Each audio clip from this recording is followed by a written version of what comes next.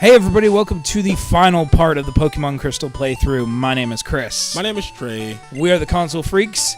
And as you can see, I did a little bit of leveling up outside of the camera. Just a tad. It's daytime. Yeah, and it's daytime because I started recording earlier. Look at this. The final episode, everything's changing. Look at that. Oh dear God. Oh dear God. So Just a little bit? Yes. Just A little bit of a rundown. Shock Guy is still there. This is my end game party. We have Brent, our newfound friend. Miss I have a lot of health. Miss oh geez, a lot of health. Kevin, newcomer. Man, was he a pain in the ass to level up. Quincy, also new. And then Rape Train has. He's a Dragonite. He has found his true potential. Rape Train has found its calling. But in any case, to kind of give you guys a little bit of a backstory of what happened, after beating Janine in Fuchsia City, I kind of wanted to. I was left with a little bit of a conundrum because I wanted to.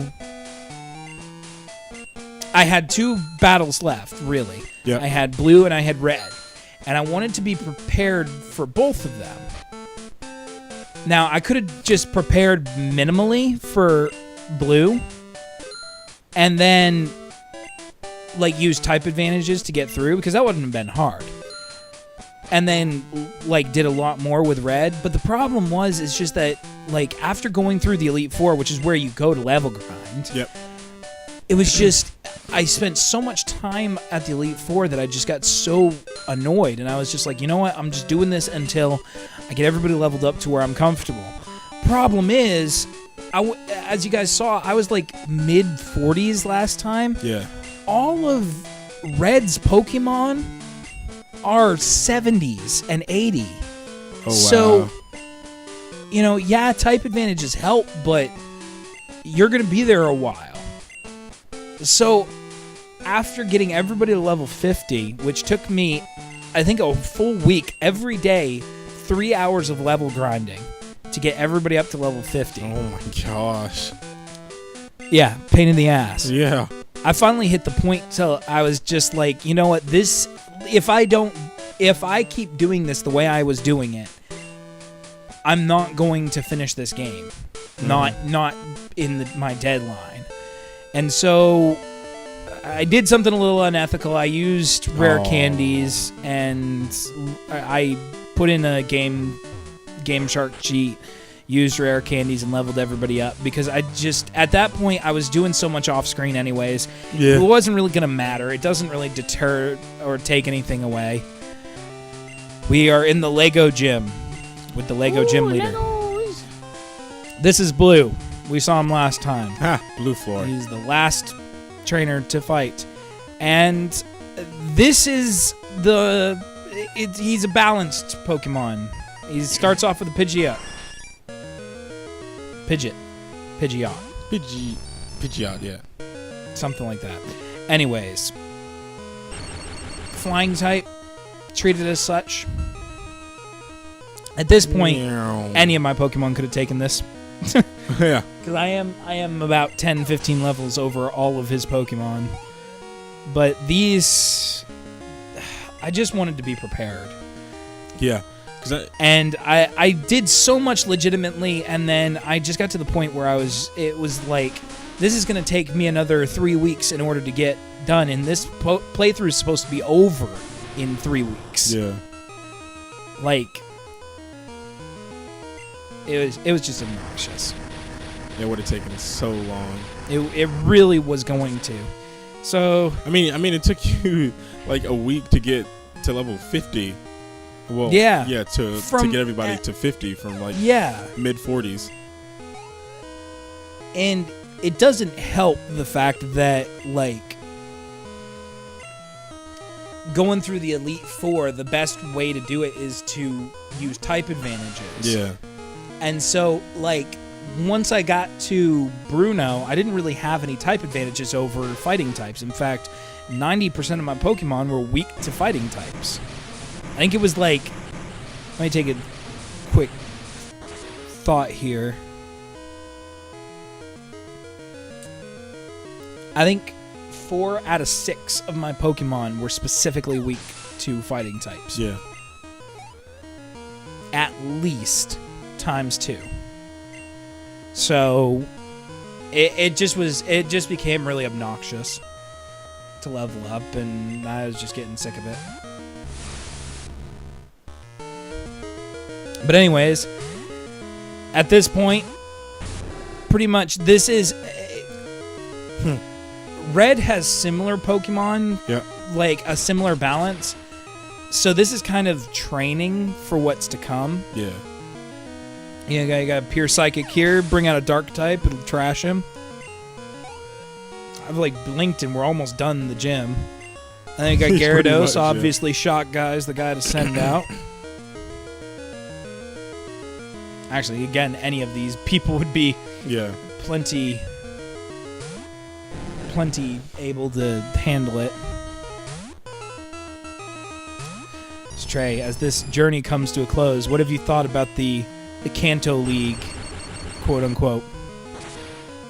How, what did you think about the non-linear style that they introduced? just how you can go from any gym that you want. I didn't really like it as much. That's because I'm used to whenever I play a Pokemon game, you just have to go to this gym, then go to this gym, then go to this one. I'm not used to just being able to just pick any one I want. I like it, but I don't know. It just feels weird to me in a Pokemon game. Yeah, it honestly, I think it was a really novel idea bringing that, and I honestly, it's one of my favorite things about this game over other Pokemon sequels. But at the same time, yeah, I get what you're talking about. Like it's kind of it's a different game when you try to go, in a non-linear fashion. I don't necessarily think it's bad. Yeah. But for me, like, it serves no purpose than to serve one more side quest. And with no real rhyme or reason, it's just do this. If they gave a little bit more flavor text to what you were actually doing, Yeah. then I think it would have been more interesting to go through all of this post-game stuff. More exciting, even. But it doesn't, and so it's not. Mm-hmm. It's just go through and do the thing, and hopefully you get through it. It's like, gotta go back to the Pokemon Center. I do, however... Yep. I keep pointing my face away from my mic. I do, however, like the fact that...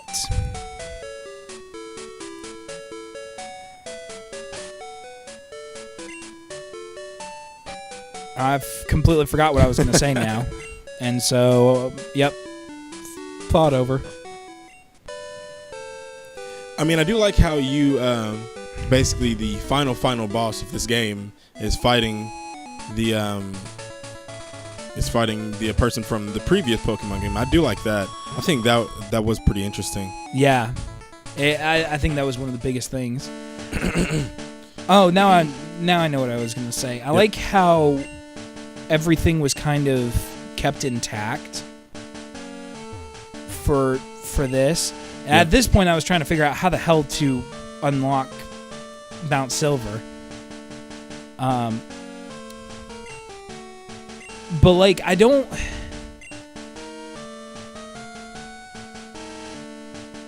One of the biggest things that bothers me is that they tried to bring in this non-linear style for the second half, but they really didn't do it in a way that's non-linear. Because, the only way that this would have been non-linear is if you went into it and seriously had it in your head that you were going to do this a certain way. Like, does that mean it's linear or not? The only way, like, the way to make it truly non-linear is if you completely ignored every gym and went straight to the power plant sequence. Yeah. Then, after completing the power plant sequence, you could go to any gym you wanted to first. But at the same time, you know, at that point, you would have to pass up at least 2 very obvious gyms. So, you know, what's the point? Mm-hmm. What's the point in having a non-linear style there if you're going to present it in a way that is kind of counterbalancing your non-linear style? That's just my problem. Yeah. You know, I think it was cool. I think that it was a really good addition building on the worlds. I think it was a really good idea to age Kanto appropriately and make it, you know, show what happens in 3 years' time from the previous game. And, you know, I think all of that was absolutely brilliant. I think it was a great idea. But at the same time, I think that there was a lot of missed opportunities. Did you not get one battle there? I don't think I did, actually. That's impressive. It is impressive. But the thing I want to know is, why is Red in Mount Silver? Brooding. Brooding. Showing his muscles, flexing. Just up there, brooding. Like, yes, this is my mountain. I own this land. See, on my left, I can look over at Johto. On my right, I can look at Kanto. All of this is mine. See that tree over there? Mine. That rock? Also mine. Red, do you ever see your mom? Mom? What's mom? So, I walked in there. I had no intention of doing what I'm about to do. Yep. Because there's a map that kind of it outlines what your exact steps need to be. Yep. Excuse me, to avoid using flash in that cave, and I tried to follow it and got lost twice. And so I just got annoyed and was like, you know what, screw it, using flash. Shot guy, I have Thunderbolt with Shot guy anyways, so he can. That's all I'm really gonna need. Yeah. For water types. This cave is where you can find some of the strongest Pokemon in the game. You can find Larvitars here, and Magmars, and Gravelers, and Geodude. All around level 45, sometimes 50.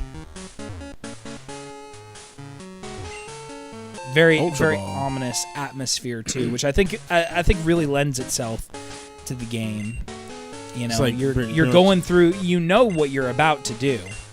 It's already been said this place was blocked off because it contains some of the strongest Pokemon. Mm-hmm. They're all secluded to this mountain. It's clearly some. Like I was wondering how they get all the strong. It was Red. Red did it. That's why he stays there, to keep them in check. Just see that Machoke, also mine. Waterfall, mine. Red has now earned the title Oak. Yeah. Red Threw Oak. Blue out of the family. He's an honorary Oak. He doesn't have a theme song, but he's got a catchy jingle. But he what? I said he doesn't have a theme song, but he's got a catchy jingle.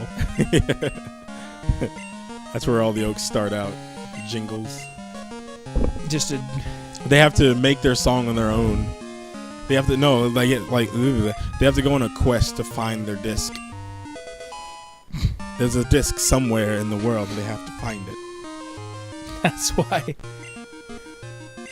That's why in the anime, Gary Oak is always shown riding in a car, because he has to, every time he was on the ultimate journey of searching for the discs.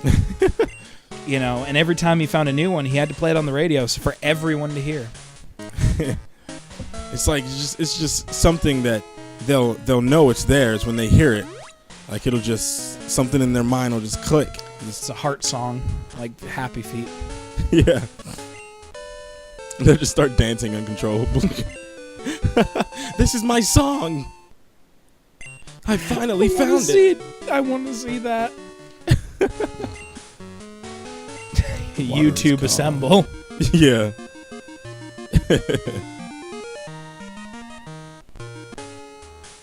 Red Oak. That'd be hilarious. That's Oh. and he's facing away. Yep. He doesn't even say anything. He's just like, all right, It's on, bro. let's just look at him. You touched my rock, man. Now meet the strongest Pokemon you will meet in the game. Ooh, of course, level 81 Pikachu. I'm not going to evolve you because I love you. Earthquake. Use Earthquake. You just said, earthquake now. Yep. I tried my best to beat every Pokemon in this battle in one hit. I bet Ray's just like, what? Oh no. yeah. This is not good. Like, he just threw a Pokemon and I was like, go ahead, Pikachu. Take care of him. His party here, Yep. very reminiscent of what Ash's party looked like towards the end of... Or it was very reminiscent of Ash's most memorable Pokemon in the first season of the anime. Yep. He had all of the starters.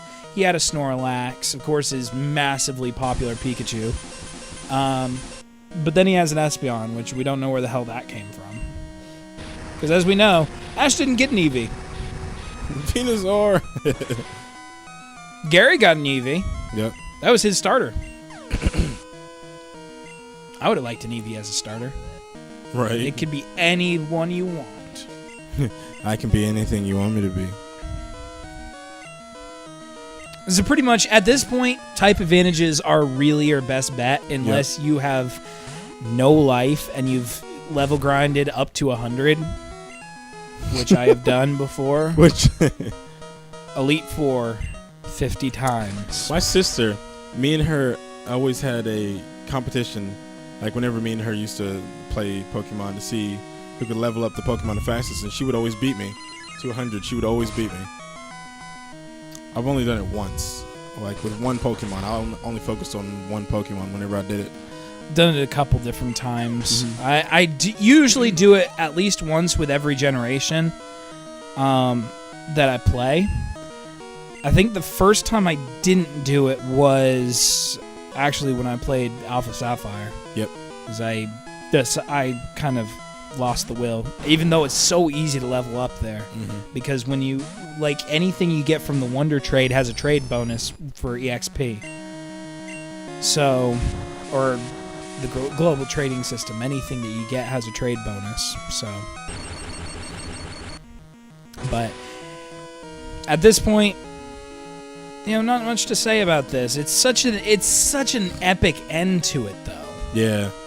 Like, that was really what stuck out to me the most as a kid when I first played through the game. Because I think I got Crystal first, but I beat Yellow first. Like, I got Crystal and went through Johto and did the Elite Four probably 30 or 40 times before I ever started working on the Kanto stuff. Yep. Why? Because I was a stupid kid. But when I got to this part and finally got to the point to play this, it was really cool to me. Even though it didn't quite click in my head that Red was the protagonist from Generation 1. Yep. Or that Blue was Gary Oak. It just kind of, it was pretty cool, though. Any final thoughts? Oh, yeah. By the way, weak to fighting type, that's how much my fighting type move did. Yeah, that's what how I was much about to, Earthquake that's what I was did. about to say earlier. And Okay. it's dead. Almost. I kind of prematurely. Should have used rest, buddy. Yeah. What are you doing? You just ran out of options. Poor Snorlax. Never stood a chance. Not even once. Not even a little bit of a chance. And with that, oh no, there's one more. I forgot he didn't use Charizard. I'm just full of. I'm so anxious for this to end. This playthrough's been going on for 3 months, Trey. 3 months. Red must be having a heart attack right now, though. Yeah. Whoa. I'm sorry, it's your Red's rock. just like, please, Charizard, please listen to me. Please listen to me. Yeah, please listen to me. I didn't put that together in my head, but yeah. This is all down to Charizard. Well, I'm boned. Yeah. Damn thing doesn't listen to me on a good day. Kids today won't know how much of a dick Charizard was. Yeah. It really was, though. He's trying. He's breaking out the fire type moves. Fire spin, flamethrower, fire. Ooh. Nope. Not good enough. Not good enough, buddy. And with that, And now this ended. the game has ended. Officially beat So, what are you now? What title do you get now? God. Do you get your I think I'm Pokemon joking. God? Pretty much. Pokegod. Red just doesn't say anything. He's like, See, we made him disappear from existence. he's just like, screw this, man. And it's like, you know how hard I worked for this crap? You just gotta come and take it. Just like, oh, it's bound to happen one day, buddy. So we were going to initially do a review at this of this, and then just let the credits roll in complete silence. But this was not the place. This was not the playthrough to do it on. So Trey, final thoughts. I mean, the first half of the game was just a traditional Pokemon game, and me, yes. And since I like Pokemon, it's not really much I can really say about it because it's really just like any other Pokemon game. But the second half, oh man, that's where it gets different. Just how you talked about the how it becomes non-linear. That's the Pokemon I was talking about Ditto. Yep. in previous episode, but just how the game becomes non-linear and you can basically do whatever you want.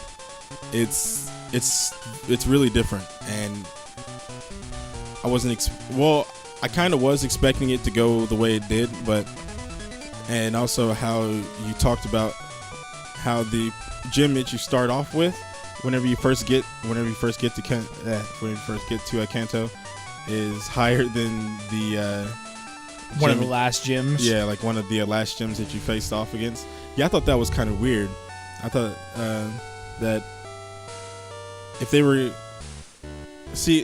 now that was what I was talking about, where it's like it's just different, because normally you wouldn't start off with a gym that's more powerful than the one you would finish off with, and that it's just different, and it's I don't know, I'm not sure how to feel about it. Yeah, is the word that I would describe it Yeah. as. Myself, this is one of my favorite. It is my favorite Pokemon Yep. game, and for good reason. There's a lot of people who really loved this game, but me personally, it's my favorite because it was the only one to take what was already there and to not only just expand Yep. on, like, it took the formula that was already established, perfected it, and then on top of that expanded the world to a point where it wasn't just the flavor of the week. Yep. You know, it was an extension of what came before. And while, you know, games like Black and White 2, yeah, did an extension of the game before it, but it was the same generation. Like, every game generation after 2 just kind of had its own formula, its own Pokemon, its own, you know, it just had its own thing. And I think that this was the game that really, to me, showed what Pokemon can be capable of as a series. Yeah, I was wondering why didn't they like kind of connect the future games with the rest of the other Pokemon games? Because I would think that would probably be the best option. It would be, but at the same time, then you have an ever-expanding, basically an ever-expanding world. That's And true. be basically like if every Elder Scrolls game was just an extension of the last one, Okay. rather than being its own game. And I think that that's what they're trying to do, is just make every game their own game rather than have them live on the coattails of the game before them. Yeah. Which is understandable, you know. You don't want to stagnate so much that it's just the same thing every time. But at the same time, they are already stagnating to the point where it's the same thing every time. Yeah. So, but honestly, you know, Generation 2 introduced so much that became staples in the franchise. It introduced so much that, you know, enhanced the experience as a whole. Mhm. And all in all, I think it's my favorite. It's my favorite Pokemon game to play. And whenever somebody asks me to recommend them a game that I think Pokemon would fit with, that's the one that I send them to. So, anyways, obviously we've had our share talking about this, a little bit run over. But next time, for our next playthrough, we're going to be doing Metroid Fusion. Yep. So hope you guys look forward to that. Thank you guys for sticking with us through this whole thing. And we will see you guys with the next video. Bye.